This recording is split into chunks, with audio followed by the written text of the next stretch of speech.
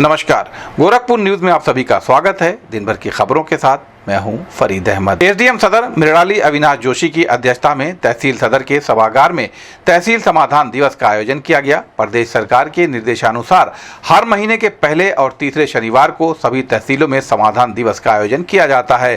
सदर तहसील में आयोजित इस समाधान दिवस में एसडीएम जोशी ने ग्रामीणों से आए विभिन्न मामलों की बारीकी से सुनवाई की। समाधान दिवस में अधिकतर भूमि विवाद और पुलिस से संबंधित मामले सामने आए। इन मामलों की त्वरित निस्तारण के लिए एसडीएम जोशी ने मौके पर ही पुलिस और राजस्व विभाग की टीमों का गठन कर निरीक्षण करने और शीघ्र समाधान करने के निर्देश दिए। उन्होंने कहा कि तहसील दिवस में आने वाली हर समस्या का निष्पक्ष और त्वरित समाधान करना उनकी प्राथमिकता है। इस अवसर पर नायब तहसीलदार विकास कुमार समेत अन्य अधिकारी व कर्मचारी मौजूद रहे। मुख्यमंत्री योगी आदित्यनाथ ने शनिवार को गोरखनाथ मंदिर में ब्रह्मलीन महंत दिग्विजय नाथ के स्मृति सभागार में जनता दरबार आयोजित किया। इस दौरान उन्होंने एक एक फरियादियों की समस्याएं सुनी और अधिकारियों को सख्त निर्देश दिए कि अवैध कब्जा करने वाले भूमाफिया और दबंगों को किसी भी दशा में बख्शा न जाए। उनके खिलाफ जीरो टॉलरेंस की नीति अपनाते हुए कठोर कार्रवाई सुनिश्चित की जाए। मुख्यमंत्री ने जमीन कब्जा करने के मामले में तत्काल कार्रवाई के निर्देश दिए। उन्होंने लगभग 400 लोगों से मुलाकात की और आश्वासन दिया कि किसी के साथ अन्याय नहीं होगा। उन्होंने प्रार्थना पत्रों को संबंधित अधिकारियों को सौंपते हुए त्वरित और संतोषजनक निस्तारण के निर्देश दिए। जनता दर्शन में कई जिलों से आए लोगों में महिलाओं की संख्या अधिक रही। कुछ महिलाओं ने भूमाफिया और दबंगों द्वारा जमीन कब्जा करने की शिकायत की, जिस पर मुख्यमंत्री ने भूमाफिया को सख्त सजा देने की बात कही। उन्होंने प्रशासन और पुलिस को निर्देश दिया कि जमीन कब्जा करने वालों के खिलाफ सख्त कार्रवाई की जाए। कई लोग मुख्यमंत्री से इलाज के लिए आर्थिक सहायता की गुहार लेकर पहुंचे थे। उन्होंने आश्वासन दिया कि सरकार इलाज के लिए पूरी मदद करेगी और साथ ही आयुष्मान कार्ड बनाने की प्रक्रिया में तेजी लाने के निर्देश दिए। इस अवसर पर जिलाधिकारी कृष्णा करोड़ेश, एसएसपी डॉक्टर गौरव गुरोवर सहित अन्य अधिकारी उपस्थित रहे।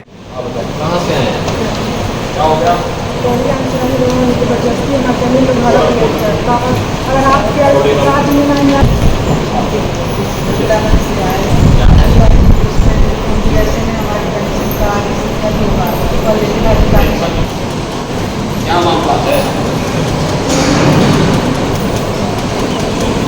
देखो ये कौन बस्ती में नहीं लगने दे रहा है। कार्रवाई करने वाले लोग कहाँ से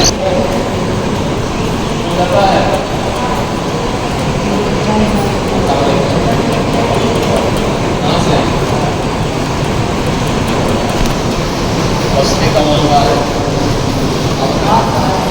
अब चिंता मत करो, कार्रवाई करो।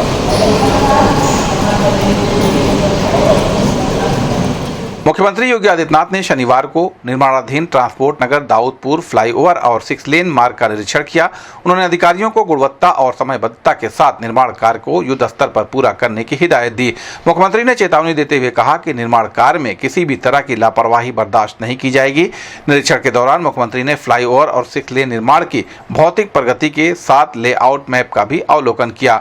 उन्होंने अधिकारियों को निर्देश दिया कि काम को युद्ध स्तर पर पूरा किया जाए और मार्ग के दोनों तरफ नालों को इस तरह बनाया जाए कि जल जमाव की समस्या न हो। जल जमाव होने पर जिम्मेदारी तय कर कड़ी कार्रवाई की जाएगी। मुख्यमंत्री ने कहा कि जनता को कोई असुविधा न हो, इसके लिए सर्विस लेन को तेजी से तैयार किया जाए और नालों को कवर कर फुटपाथ के रूप में इस्तेमाल की व्यवस्था सुनिश्चित की जाए। उन्होंने स्पष्ट किया कि निर्माण में गुणवत्ता के साथ कोई समझौता नहीं होना चाहिए और खामी मिलने पर सख्त कार्रवाई की जाएगी।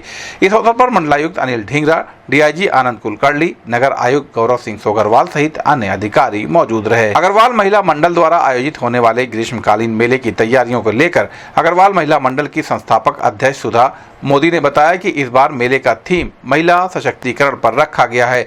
मेले में महिलाओं द्वारा निर्मित विभिन्न प्रकार के हस्तशिल्प, कलाकृतियां, कपड़े, आभूषण, खाद्य सामग्री आदि की बिक्री के लिए 60 से अधिक स्टॉल लगाए जाएंगे। मेले के मुख्य आकर्षणों में रक्षाबंधन के लिए राखी, जन्माष्टमी के लिए वृंदावन से लाई गई लड्डू गोपाल की पोशाकें, घर की सजावट का सामान, आर्टिफिशियल ज्वेलरी, कपड़े, जूते और विभिन्न प्रकार की खाद्य सामग्री शामिल है। मेले में अवश्य आएं और अधिक से अधिक लाभ उठाएं। इस संबंध में गोरखपुर न्यूज से बात करते हुए अग्रवाल महिला मंडल की संस्थापक अध्यक्ष सुधा मोदी ने कहा, अग्रवाल महिला मंडल के प्रांगण से मैं बोल रही हूँ। मैं अग्रवाल महिला मंडल की संस्थापिका अध्यक्ष सुधा मोदी। सबसे पहले तो मैं आप सभी का स्वागत करती हूँ। हर साल के भांति 11 साल से अग्रवाल महिला मंडल एक मेला लगाता है। वो 100% महिला हम लोग सेवा कार्य के लिए लगा रहे हैं। इस बार हम लोगों ने महिला सशक्तिकरण को ध्यान में रखते हुए और दिव्यांगों को ध्यान में रखते हुए ये मेला लगा रहे हैं। ये 7 जुलाई को लगेगा आशीष मैरिज हाउस में। अच्छा, मेले में क्या खासियत रहेगी कि लोग वहाँ पर आए, क्या है कि मेले में लगभग 60 स्टॉल है और इन 60 स्टॉल की अपनी अलग अलग खासियत है, क्योंकि इसमें राखी क्योंकि रक्षाबंधन चूँकि हमारे देश का सबसे बड़ा त्यौहार है, रक्षाबंधन का त्यौहार को मद्देनज़र रखते हुए बहुत सारी कलकत्ते की, बनारस की, लखनऊ की, सब जगह से राखियाँ आ रही हैं। दूसरा, आर्टिफिशियल ज्वेलरी, सोने से कम नहीं, खोने का गम नहीं, तो आर्टिफिशियल ज्वेलरी भी हमारे यहाँ बहुत सारी आ रही है और बहुत ही किफ़ायती रेट पे। कपड़े महिलाओं के, बच्चों के आ रहे हैं।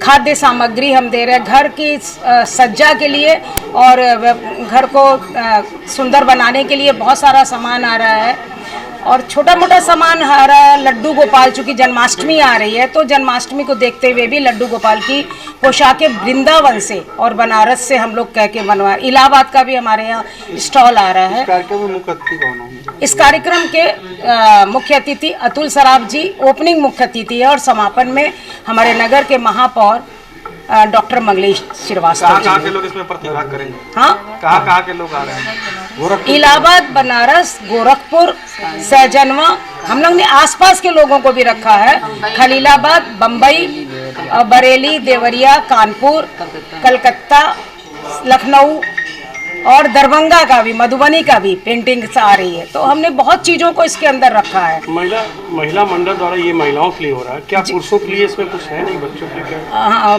पुरुषों के लिए, बच्चों के लिए हमने रखा है और पुरुषों के लिए तो बहुत पुरुषों की जैसे कपड़े तो नहीं रखे, लेकिन उनके सामान जैसे उनके पर्सेज है, गिफ्ट्स है, ये हमने रखा है। फुटवेयर भी हमारे यहाँ बहुत अच्छे आए। अच्छा, जो ये फंडिंग इकट्ठा होती है फिर क्या करती हैं आप लोग? ये फंडिंग हमने एक बार इसी फंड से गोरख वहाँ पे हमने एम्बुलेंस दी थी। उसके बाद में हमने अग्रवाल भवन में हमने एसी लगवाए और एक मतलब बहुत ही ज़रूरतमंद आदमी था जिसके पाँव में दिक्कत आ रही थी, उनको हमने ई रिक्शा दिया जो हमारा चपरासी था। और हमने गीता बाटिका में कमरे में भी 1 लाख रुपया दिया था, डोनेट किया।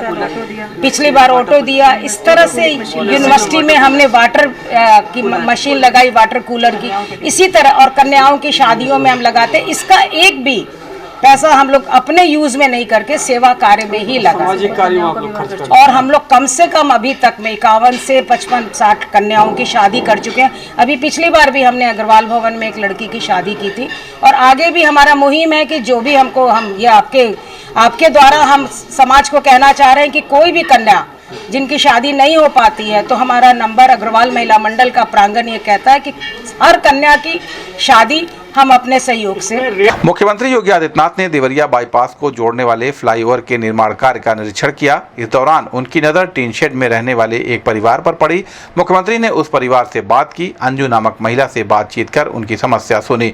मुख्यमंत्री ने अधिकारियों को अंजू को जमीन का तत्काल मुआवजा देने और प्रधानमंत्री आवास योजना के तहत आवास उपलब्ध कराने के निर्देश दिए। अंजू ने बताया, आज मुख्यमंत्री योगी स्वयं मेरे घर आए थे। मुझे नहीं पता था कि वो आने वाले हैं। मेरा टीन शेड का घर है, जिसे देखकर मुख्यमंत्री ने अधिकारियों से कहा कि मुझे आवास उपलब्ध कराया जाए।